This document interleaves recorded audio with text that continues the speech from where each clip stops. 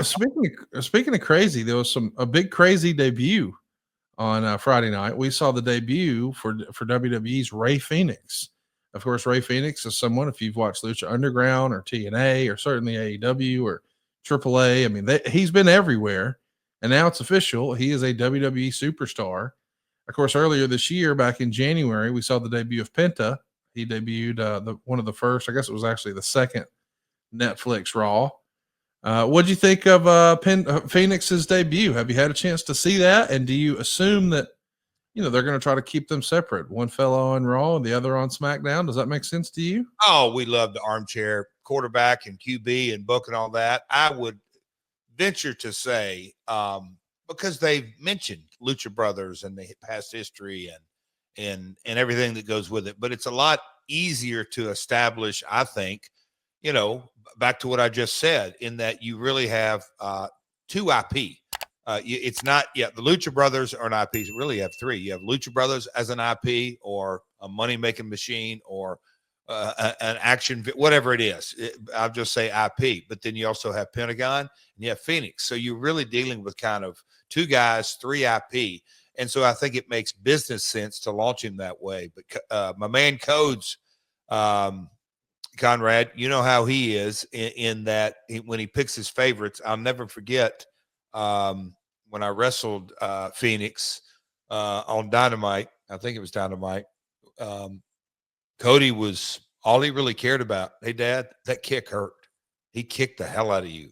He kicked you bad.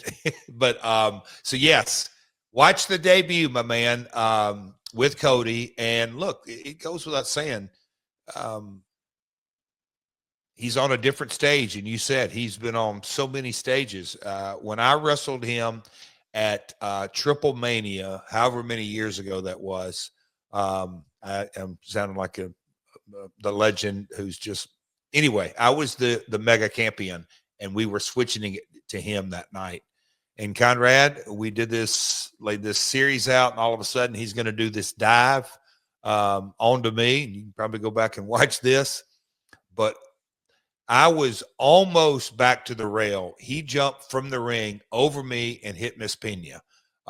It was not a pretty sight, but she recovered and all that. But man, he has got hops. He's got springs. He's got charisma. He's got so much energy. Both of them really do. They both have that Hispanic energy that is infectious. Yeah, I mean, it was exactly what we've seen from him before. But it'll be interesting to see, their chartered course. But I did see it. I don't know. I'm not a wrestler. What do I know? I'm going to ask a wrestler, though. I've heard multiple guys say off the record, oh boy, better watch out for Rey Fenix. You will wake up with a headache the next day. Buddy. Okay. You can confirm that? Look, and there's certain guys that are, let me think. Kurt Angle was not reckless, but you absolutely knew you were in the ring with him. Snug sounds cute and cuddly. Kurt was there on everything. You absolutely knew when you got done, you were in a contest. I'm not saying a true sport, but you were in a contest.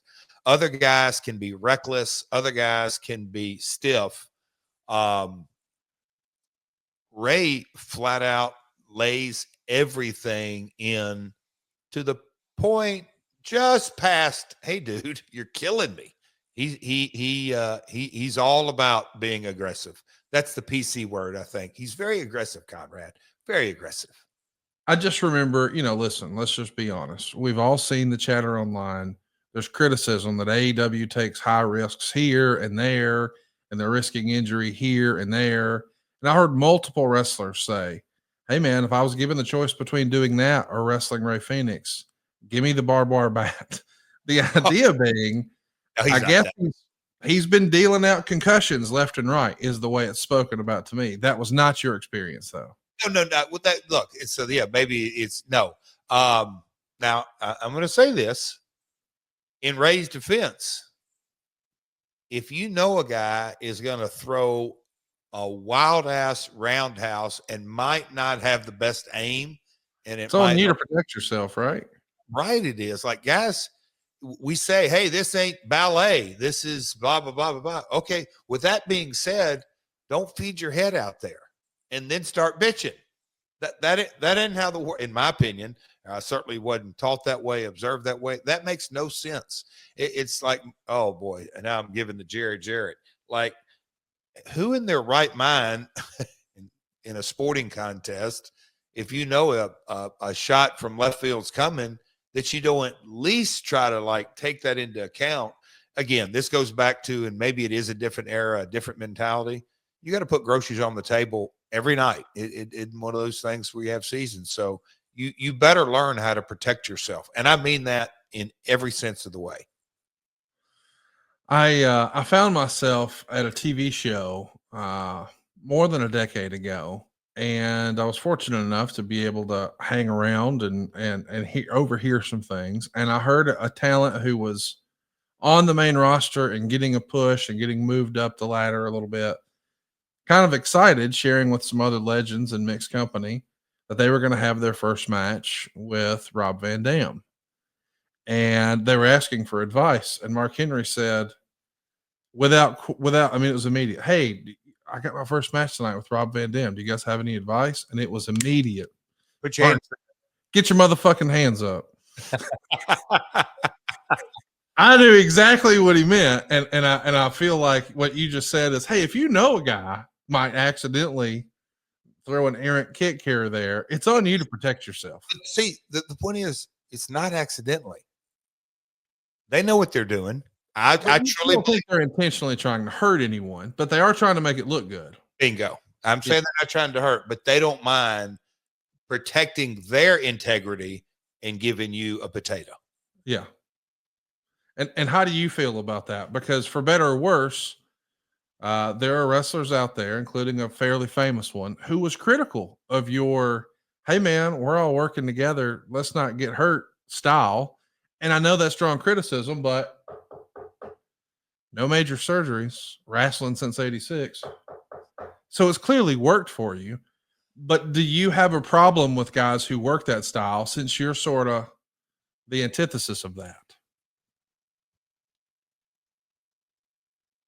Do I have a problem with guy? No, because I've always, and I've worked with many, many folks through the years.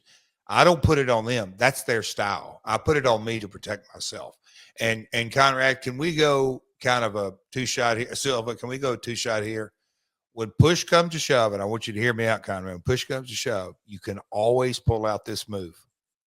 It's my favorite. It's my favorite Double J move of all time. Jacob Silva. I'm from Bulls Gap, Tennessee. I was looking for a house, and Jason, when I talked to him, it seemed like he knew a lot about what he was talking about, and he was a big help with anything I ever needed. It was my first time buying a house, so I didn't know what I was getting into. It was a good experience. I closed actually a week earlier than planned. Anytime I needed help with anything or had any questions, he'd answer right away and help me learn a lot too. I would gladly recommend anybody. Y'all are a big help, and if I ever go to buy a house again, I'd go with y'all again. My name is Jacob Stimmel, and I got into my first home with the team at SaveWithConrad.com. NMLS number 2129, Equal Housing Lender. SaveWithConrad.com.